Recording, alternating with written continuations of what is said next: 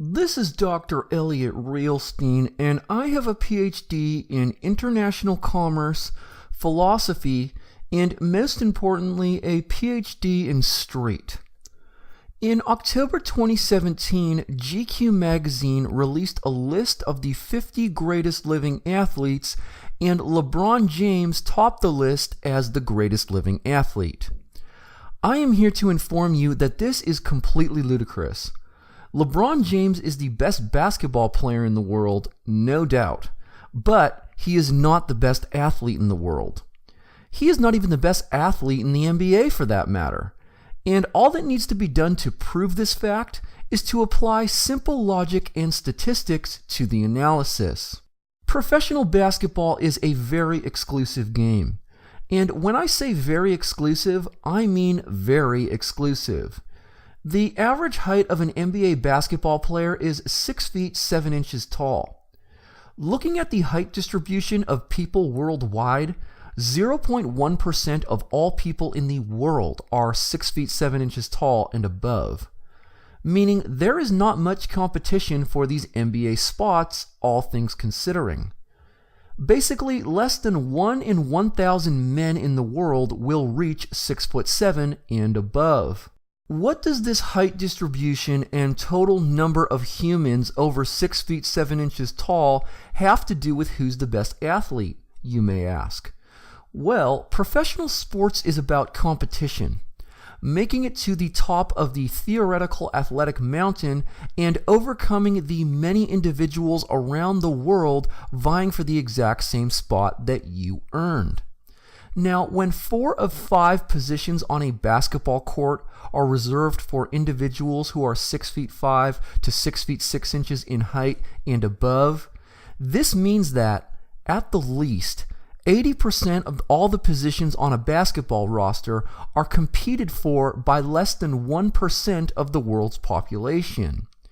Therefore, individuals such as LeBron James, Carmelo Anthony, Gordon Hayward, Kawhi Leonard, and the like did not have to beat out as many competitors to earn their positions.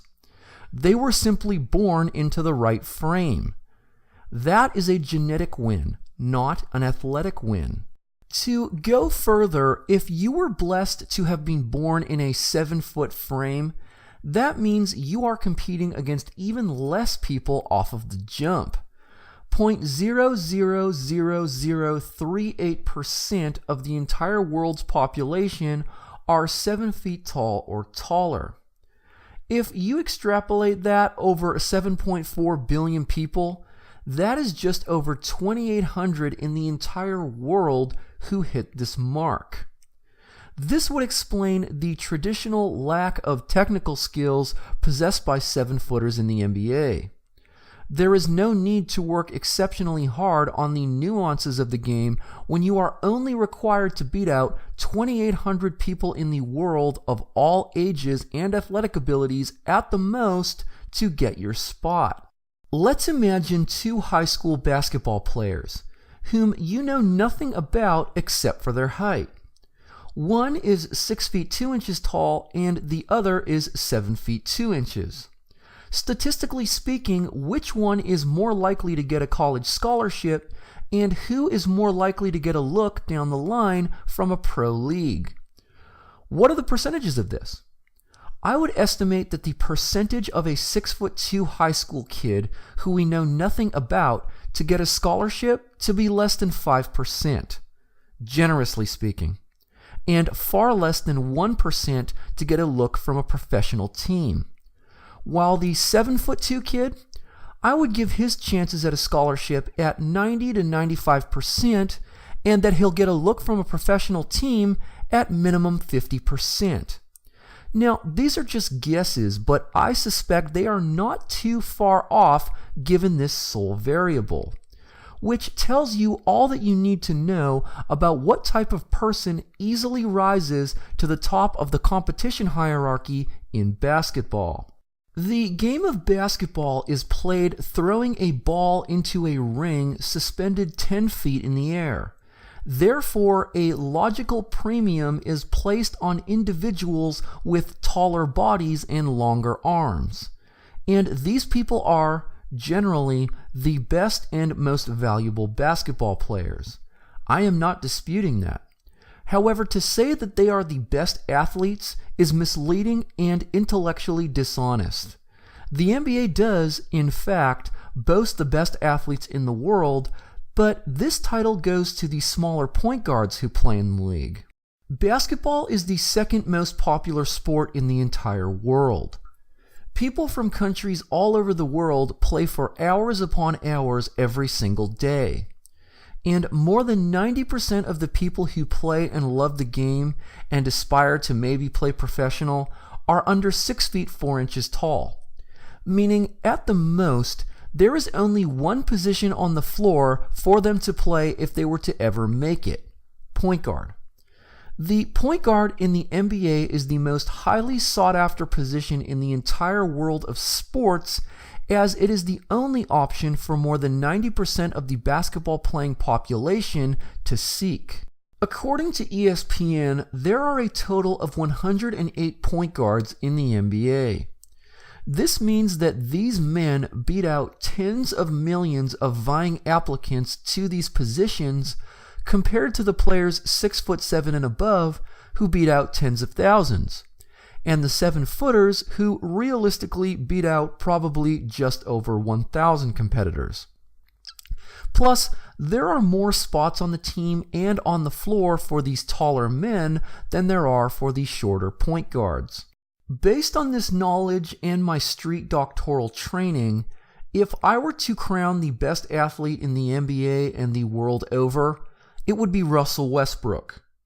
But I would go so far as to say that all NBA point guards in the league, even the bench warmers, are better athletes than the players who were born into a 6'6" or higher frame. Not better basketball players, better athletes. To prove this point vividly, I will just put it this way. If you put Russell Westbrook and Steph Curry and Chris Paul and Goran Dragic in 6'8", 6'6", 6'10", and 6'7" bodies, and then placed LeBron James and Kawhi Leonard and Kevin Love and Giannis Antetokounmpo in 6'3", 6'2", 6'1", and 6'0" bodies, and start all of their lives over, who is more likely to make the NBA and thrive in the NBA under those circumstances? I can say that barring injury or accident, all of the current NBA point guards would make the NBA in larger bodies, but I cannot say the same for the big men if they were trying to make the league with their talents in smaller frames. Now, before I close this out, I know a lot of soccer fans will be jumping down at me over my competition hierarchy thesis and will claim that it applies more to footballers as it is the most popular sport in the world, which is true. However, in basketball, there is only one premier professional league, whereas in soccer, there are 4 top leagues, maybe 5 if you include the French league. There are 11 positions on the field of play compared to 5 in basketball, and almost all of the positions, with the exception of goalkeeper, maybe, are basically open to people of all height and size, as the ball is played on the ground and not in the air like in basketball. Meaning you can have a great team of players of all heights, which is not the case in basketball. The millions of aspiring footballers can aspire to play one of 10 positions on the field of play for teams across 4 leagues, whereas 99% of the millions of aspiring basketball players can only aspire to play one position in one league. Therefore, I would like to congratulate Russell Westbrook and all the NBA point guards for being the real top athletes in the world. Most evaluators get caught up in the flashy plays, the highlight reels, and the feats of physical prowess, but as a street doctor, I know better.